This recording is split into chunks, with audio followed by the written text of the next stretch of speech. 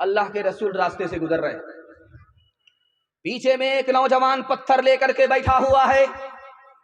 अल्लाह के रसूल रास्ते से गुजर रहे हैं, वो पत्थर चला रहा है। 10-10 बार पत्थर मारे। अल्लाह के रसूल ने पलट करके देखा तो जवान है वहां छुपा हुआ है, पत्थर लेकर के बैठा हुआ है, नबी पर पत्थर चला रहा है।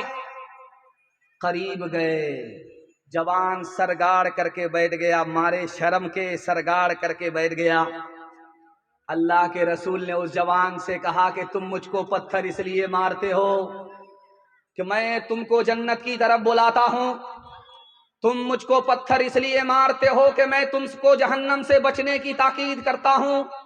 अरे 10 बार पत्थर क्या मारते हो, 100 बार भी अगर मुझे पत्थर मारो और तुम जहन्नम से नजात पा जाओ, कलमा पढ़कर मुसलमान हो जाओ, तो मुझे इन पत्थरों की चोट की कोई परवाह नहीं। एक नुक्ते की बात याद रखिए, जब हम लोग मरेंगे ने तो हमारा माल हमारे बच्चों में बढ़ जाएगा, लेकिन हमारे नबी जब इंतकाल फरमा गए तो हमारे नबी का माल उम्मत पर सदका हो गया। बेटी को नहीं मिला, नवासे को नहीं मिला। जानते हैं क्यों? इसकी वजह दो लिखी। नबी का माल भी अगर हमारे माल की तरह हमारी औलाद को मिलता तो उसमें कोई ऐसा भी होता जो मौत की तमन्ना करता हो। नबी की मौत की तमन्ना करना कुफ्र है, उधर वो तमन्ना करता, इधर ईमान से निकल जाता। ईमान की हिफाजत के लिए अल्लाह के रसूल ने अपना माल ही सदका कर दिया, अपनी बेटी को, अपने नवासे को नहीं। दूसरी वजह, हमारे नबी ने अपनी उम्मत पर सारा माल सदका कर दिया, अपनी बेटी को नहीं दिया, नवासे को नहीं दिया। इसकी वजह लिखी, इसलिए कि कोई हो सकता था कि नबी का उम्मती खड़ा होता, नबी की शान में गुस्ताखी करता, उंगली उठाता कि नबी ने माल इसलिए जमा किया था कि मरते मरते अपनी बेटी को दे करके चले जाएं, अपने नवासे को माला माल करके चले जाएं, न रहे बांस न बजेगी बांसुरी। नबी ने अपना माल अपनी उम्मत पर सदका करा। आखिरी नमूना आपकी खिदमत में रखता हूं, इस पर पैगाम को खत्म कर रहा हूं। तकिया पर सर है, नींद नहीं आ रही। बीवी ने पूछा कि सर में तकलीफ है, मालिश कर दूं? का सर में तकलीफ नहीं। पेट में दर्द है, नींद नहीं आ रही है, का पेट में भी दर्द नहीं है। का या रसूल अल्लाह, फिर आप बेचैन हैं, करवट लेते हैं, सोते क्यों नहीं हैं? का आयशा, मेरे तकिए के नीचे गरीब का माल है, सदके का माल है। अब याद आया, गरीबों में बांट नहीं सका, मोहताजों को दे नहीं सका, सदके का माल, गरीबों का माल तकिया के नीचे रह गया। अब याद आया, उसकी वजह से नींद नहीं आ रही है। बीवी ने कहा, या रसूल अल्लाह, इसमें परेशानी की क्या बात है? कल सुबह कोई न कोई गरीब साइल दरवाजे पर आएगा, ये माल तकिए के नीचे से निकाल करके आप उसको दे दीजिएगा। रात सोने के लिए है, आराम करने के लिए है, आराम कर लीजिए। उस मौके से अल्लाह के रसूल ने फरमाया, ए आयशा, गरीबों का माल मेरे तकिए के नीचे है, हो सकता है कि इस रात में मेरा जनाजा उठ जाए, मैं खुदा के पास गरीबों का माल लेकर के जाऊंगा, खुदा को क्या मुंह दिखाऊंगा?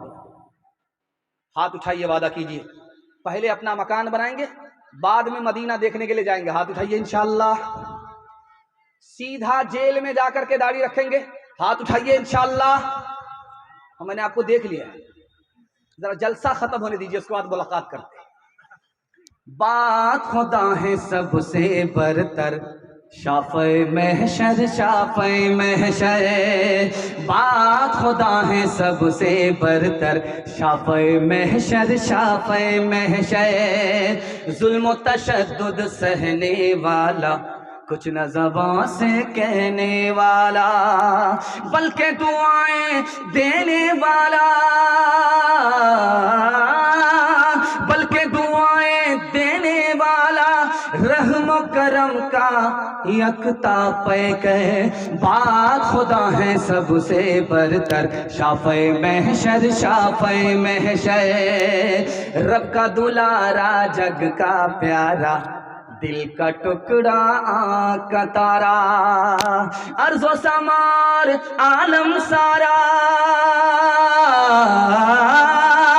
अर्ज़ो समा और आलम सारा सब है उससे असफल कमतर, बात खुदा है सबसे बरतर। शाफ़े महशर शाफ़े महशर, सोती बस्ती जिसने जगा दी, डूबती कश्ती पार लगा दी। सोती बस्ती जिसने जगा दी, डूबती कश्ती पार लगा दी। पसमानदों की शान बढ़ा दी, पसमानदों की शान बढ़ा दी। गुमराहों का हादी और रहबर, बात खुदा है सबसे बरतर। शाफ़े महशर शाफ़े महशर। थक गए तो दोनों हाथ उठा दीजिए, हाथ उठाइए इंशाअल्लाह। हाँ उठाइए। आप कन्या के भी मामू हैं, दूल्हा के भी मामू। आप पिंडाल में कम हैं, ससुराल में ज्यादा है। और अगर जलसा खत्म होने तक अगर आप सही सही हाथ नहीं उठाए तो हम कब्रिस्तान भी पहुंचा देंगे। तीसरा पैगाम आपकी खिदमत में कुरान के हवाले से लेकर के आ रहा हूं। बड़ी तेजी के साथ आपका जलसा निकल रहा है। ये उत्तर प्रदेश में एक जगह है, उसका नाम है लखनऊ, उत्तर प्रदेश में। यहाँ एक मौलाना थे, उनका नाम था मौलाना नईम अहमद फरग्गी महल। अंग्रेज हुकूमत करता था, आलिम दीन है, लखनऊ के आलिम है। आए अंग्रेज के पास, हाथ जोड़ करके कहा सरकार एक नौकरी दे दो, आलिम आदमी हूं, कुरान हदीस का इल्म है, एक नौकरी दे दो, रोजगार दे दो। तो अंग्रेज सर पकड़ करके बैठ गया। अब इस आलिम को इतनी बड़ी हैरत हुई कि अंग्रेज सरकार है, एक नौकरी मांग रहा हूं, सर पकड़ करके बैठ गया। तो मौलाना ने पूछा कि आपका सर कैसे भारी हो गया, एक ही आदमी के लिए तो नौकरी मांग रहा। तो अंग्रेज ने कहा कि मौलाना तुम तो हाफिज कुरान हो, आलिम दीन हो, अल्लाह के घर मस्जिद में बैठ जाओ, मुसलमानों के बच्चे को कुरान की तालीम दो। जो आसमान की सरकार खुदा तुमको देगी, वो जमीन की सरकार अंग्रेज तुमको नहीं दे सकती। हिंदुस्तान में एक जगह है, उसका नाम है भोपाल। भोपाल में मुसलमान का बच्चा जब मकतब में पढ़ने के लिए आता था, एक पारा कुरान पढ़ता था तो माँ बाप को वजीफा 1 रुपया मिलता। जब 2 पारे शुरू करता तो 2 रुपये वजीफा मिलता। जब 30 पारे होते तो 30 रुपये माँ बाप को मिलते। अब गौर कीजिए, 1 रुपये में 1 बीघा जमीन खरीदी जाती है। बच्चा हमारा मकतब में आया, 1 पारा पढ़ा, 30 पारे मुकम्मल किए, माँ बाप को 30-30 रुपये मिल गए। इधर बच्चा हाफिज कुरान होता था, उधर गरीब माँ बाप कुरान की बरकत से अमीर बन जाया करते। एक मुल्क है इंग्लैंड में, एक मुल्क है यूरोप में, उसका नाम है इंग्लैंड। वहां जो प्राइम मिनिस्टर था, उसकी साली मुसलमान हो गई। आप लोग हाथ उठाइए, बहन से ज्यादा साली पर मेहरबान होंगे इंशाअल्लाह। देख रहा हूं, हाथ उठाया है, मुंह छुपा लिया है।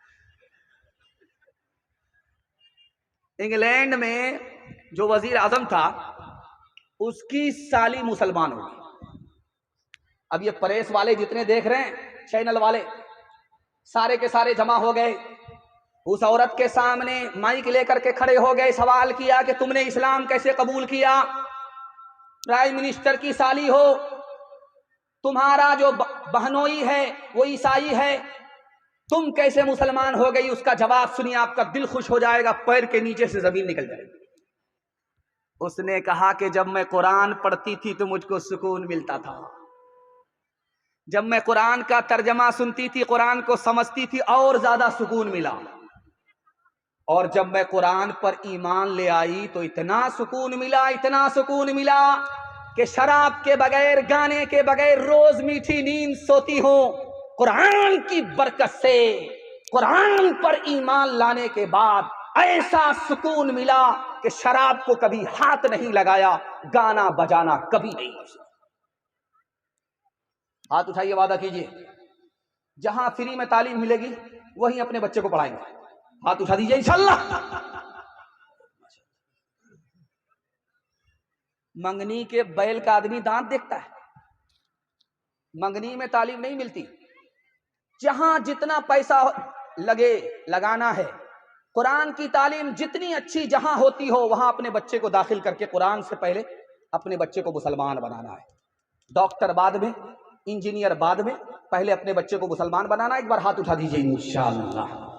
कुछ जरूरी तो नहीं जान बचाए रखना,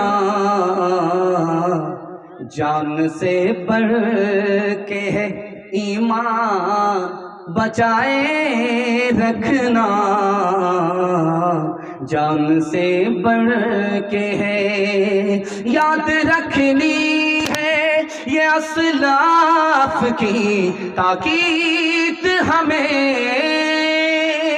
याद रखनी है ये असलाफ की ताकीद हमें। आफियत चाहो तो कुरान बचाए रखना, आफियत चाहो तो। 20 से 25 मिनट का मेरे हिस्से का जलसा रह गया। आपकी मोहब्बत को सलाम करता हूं कि लोग चले गए तो मैं तो इतना घबरा गया था, मैं समझ गया जलसा जलसा नहीं होगा, मिलाद हो गया होगा।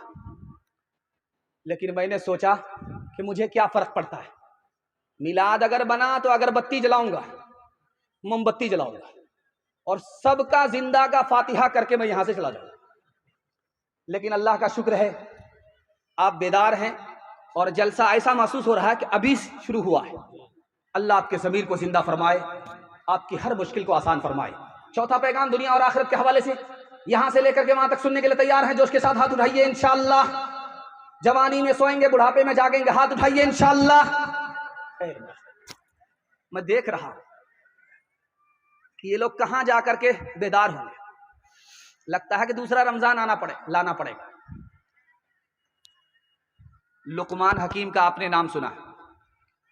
उनका बेटा जब शादी में जाता था तो वो मना करते, बेटा शादी में मत जाओ, बारात में जा रहे हो मत जाओ, वलीमा में जा रहे हो मत जाओ, शादी में जा रहे हो, शादी की दावत में जा रहे हो मत जाओ। अगर बेटा बोले कि अब्बा कहाँ जाना है तो कहना कि जनाजे में जाओ, चाहे मुसलमान का जनाजा हो चाहे हिंदू का जनाजा हो, जनाजे में जाओ। बेटे ने कहा अब्बा हुजूर शादी में रोकते हो, जनाजे में जाने के लिए बोलते हो, तो बाप ने कहा कि बेटा शादी में जाओगे 1 नंबर के दुनियादार बनोगे, जनाजे में जाओगे आखिरत की याद ताजा होगी, 1 नंबर के दीनदार बन जाओगे। गुलसिता में शेख सादी रहमतुल्लाह अलैह ने लिखा कि 2 दोस्त थे और एक बीमार पड़ गया। बीमार पड़ गया, मरने लगा। जब उसके दोस्त को खबर हुई वो आया, दौड़ा दौड़ा रोता हुआ आया, सिरहाने में बैठ गया, रोने लगा, फरियाद करने लगा कि मेरा दोस्त मर रहा है, अब मेरा क्या होगा। रात भर रोता रहा, सिरहाने में बैठ करके आंसू बहाता रहा। गुलसिता में लिखा कि खुदा की कुदरत देखिए, जब सुबह हुई जो बीमार था वो अच्छा हो गया, जो रो रहा था उसी का जनाजा हो गया। इस मुल्क के वजीर आजम थे, उनका नाम था जवाहरलाल नेहरू। जब वो बीमार पड़े, डॉक्टर इलाज करने लगा तो डॉक्टर से कहा मैं अभी मरने वाला नहीं हूं, आप लोग परेशान मत होइए। 3 दिन के बाद अखबार में ऐलान छपा कि मुल्क का वजीर आजम जवाहरलाल नेहरू इंतकाल कर गए। मौत दावे के खिलाफ आती है, लाख कोई दावा करे, मौत का वक्त आ गया, मौत नहीं छोड़ती। ये बस्ती है, इसका नाम है शिकारपुर। एक आदमी बस्ती में, इस बस्ती में कुत्ता पालता था, 1 लाख रुपया का कुत्ता खरीद करके लाया और बकरी की तरह कुत्ते को पाल रहा है। तो मस्जिद के इमाम साहब ने कहा कि आप मुसलमान होकर के कुत्ता पालते, आपको शर्म नहीं आती? जिस घर में कुत्ता होता है उसमें रहमत के फरिश्ते नहीं आते। ये समझदार आदमी बोला इसीलिए तो पाल रहा हूं, फरिश्ता जब मेरे घर में आएगा नहीं, रूह निकालेगा नहीं तो मैं जिंदा रहूंगा। 400 साल तो मरने का नाम ही नहीं। उस अक्लमंद आदमी ने कहा अल्लाह का बंदा, कुत्ता भी तो मरता है, जो फरिश्ता कुत्ते की रूह निकालता वही तुम्हारी रूह निकालेगा। हाथ उठाइए, वादा कीजिए दुनिया के चक्कर में अपनी आखिरत को बर्बाद नहीं करेंगे इंशाअल्लाह। किसी गुलफाम को कफना रहा हूं, जनाजा हुस्न का दफना रहा हूँ, किसी गुलफाम को कफना रहा हूँ। जनाजा हुस्न का दफना रहा हूँ, लगाना दिल का इस फानी बुतों से, लगाना दिल का इस फानी बुतों से। अब बस है दिल को ये समझा रहा हूँ, अब बस है दिल को ये समझा रहा हूँ। कारून गया दौलत न गई, दारा भी गया हशमत न गई। कारून गया दौलत न गई, दारा भी गया हशमत न गई। कारून गया दौलत न गई,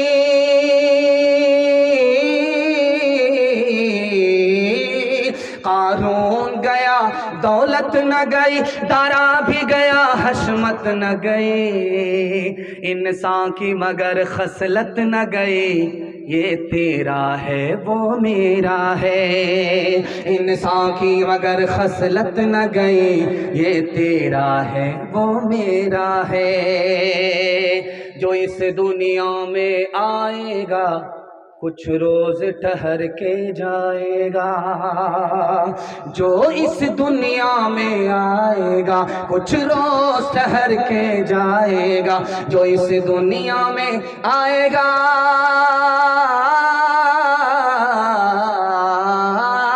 जो इस दुनिया में आएगा कुछ रोज ठहर के जाएगा।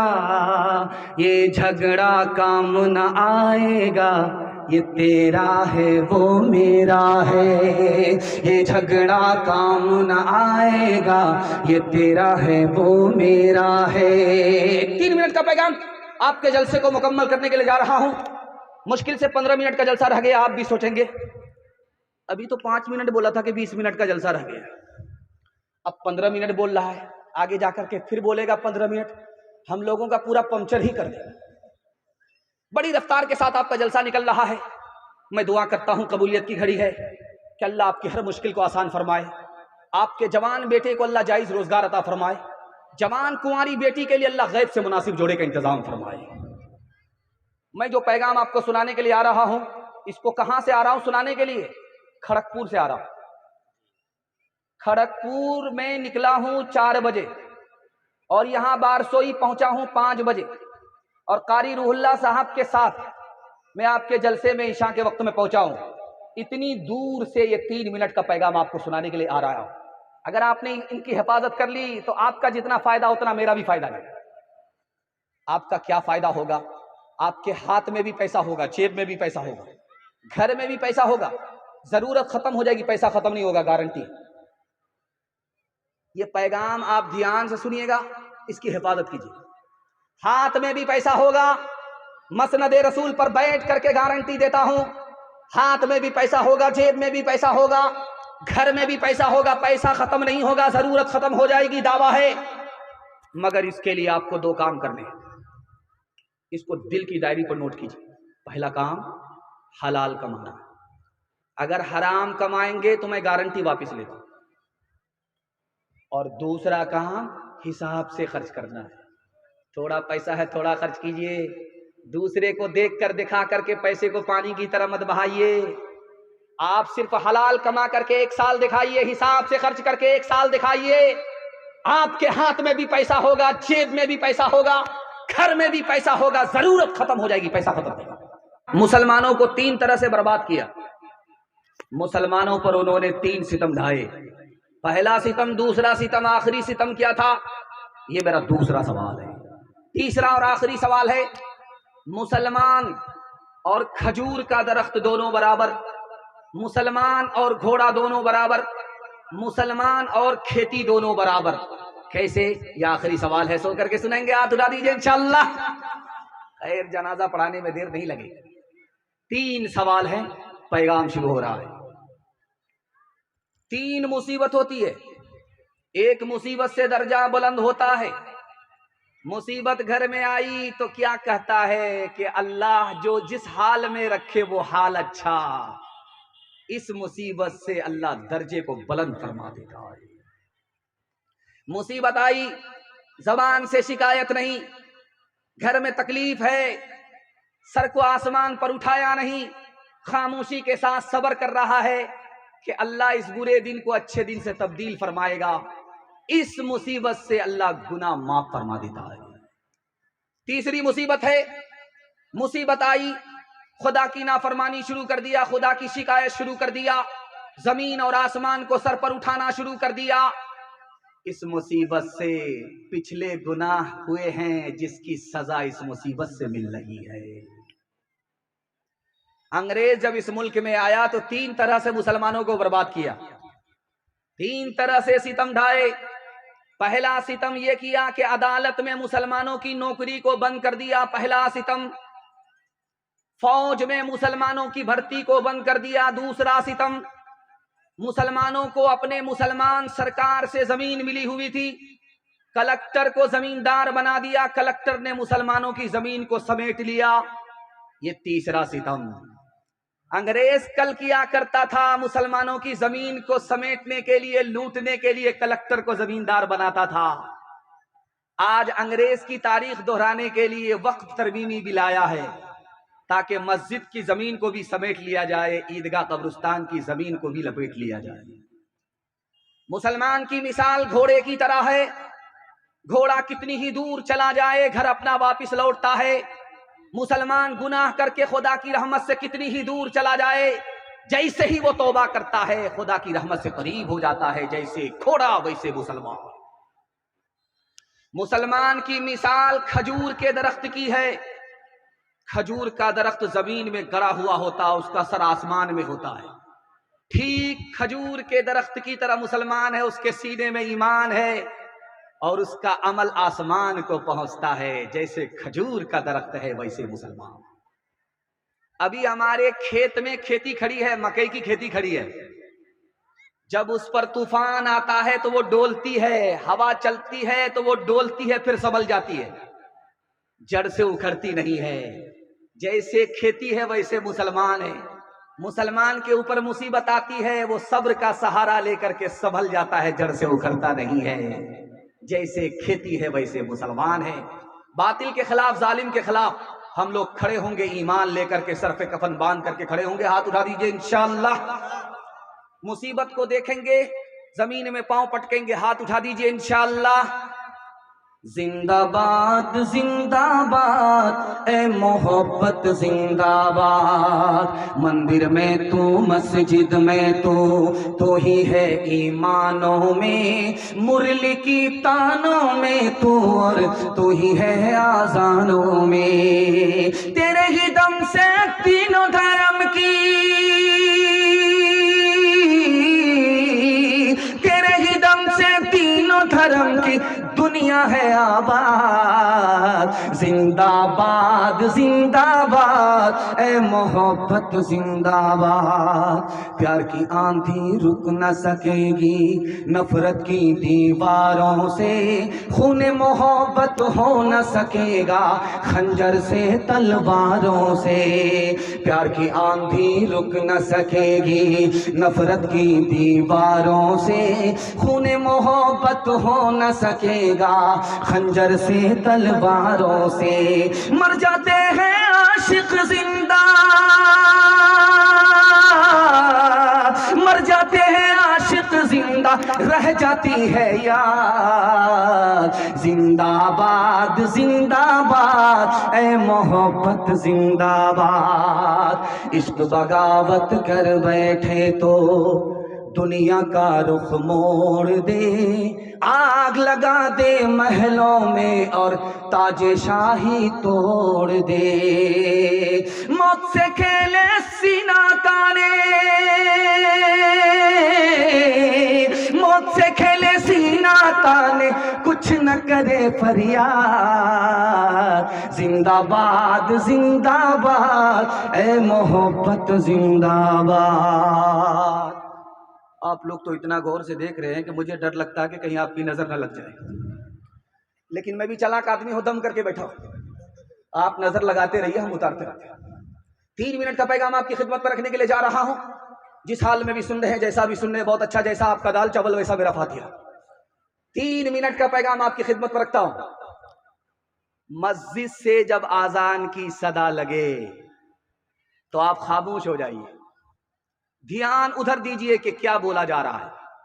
अल्लाहु अकबर, अल्लाहु अकबर, अशहदु अल्ला इलाहा इल्लल्लाह, अशहदु अन्ना मुहम्मदुर रसूलुल्लाह, हय्या अलस सलाह, हय्या अलल फलाह। मस्जिद से आजान की सदा लगी, आपने जबान पर ताला लगा लिया और खामोशी से आजान को सुनते रहे। आजान मुकम्मल हुई, आपने दुआ पढ़ लिया। आपको इस अदब से क्या मिला? शेख अहमद अली लाहौरी रहमतुल्लाह अलैह लिखते हैं, आजान के अदब की वजह से, खुदा रसूल के नाम के अदब की वजह से अल्लाह मरते वक्त में कलमा और ईमान नसीब फरमाएगा। हदीस में आता है कि मस्जिद से आजान की सदा आ रही है, मुसलमान अपने काम में लगा हुआ है, आजान की तरफ ध्यान नहीं है, खैनी लटा रहा है, खा रहा है, चाय पी रहा है, समधी को पिला रहा है, दामाद के लिए मुर्गा ज़बा कर रहा है, कोई मतलब नहीं। आजान की सदा लगी, आजान की सदा लगी, आजान मुकम्मल हो गई, आदमी अपने काम में लगा रहा। हदीस कहती है हो सकता है कि उधर आजान खत्म हो और इधर सीने से ईमान का जनाजा निकल जाए। एक मिसाल पर पैगाम को खत्म कर रहा हूं। मस्जिद से आजान की सदा लग रही है, अल्लाह के रसूल अपने घर में बैठे हैं, बगल में बीवी है, आयशा नाम है रजी अल्लाह अन्हा। आपने पूछा तू कौन है? कहा मैं आयशा हूं।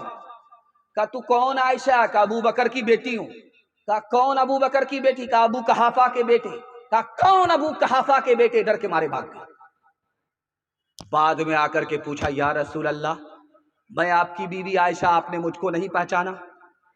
अबू बकर आपके यारे गार, आपने अबू बकर को नहीं पहचाना? अबू कहाफा मेरे दादा, आपने मेरे दादा को नहीं पहचाना?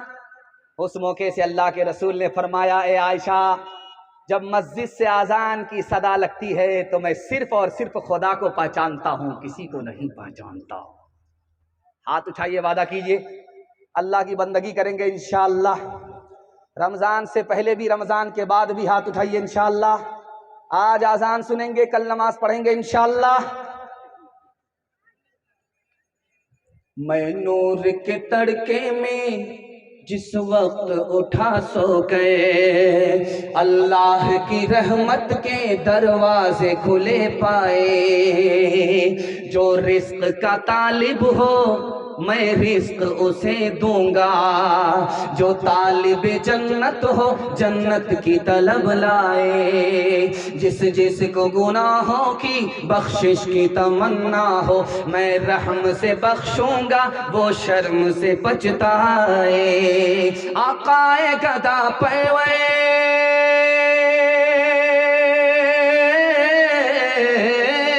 आकाए गदा परवर, साइल हूँ तेरे दर पे। मैं और तो क्या मांगू, तू ही मुझे मिल जाए। मैं और तो क्या मांगू, तू ही मुझे मिल जाए। माशाअल्लाह, आपका खूबसूरत जलसा तेजी के साथ निकल रहा है। थोड़ा सा जलसा बाकी रह गया है, हाथी पास हो गया है, सिर्फ दुम फंसी हुई है, एक झटके में इंशाअल्लाह पास हो जाएगी। नबी के सीरत के हवाले से आपकी खिदमत में 3 मिनट का पैगाम आ रहा है। बड़ी उम्मीद करता हूं कि अल्लाह इस बरकत से, कबूलियत की घड़ी में, इस कबूलियत की घड़ी की बरकत से अल्लाह हमारे जलसे को ज़मीन से लेकर के आसमान तक कबूल फरमाए।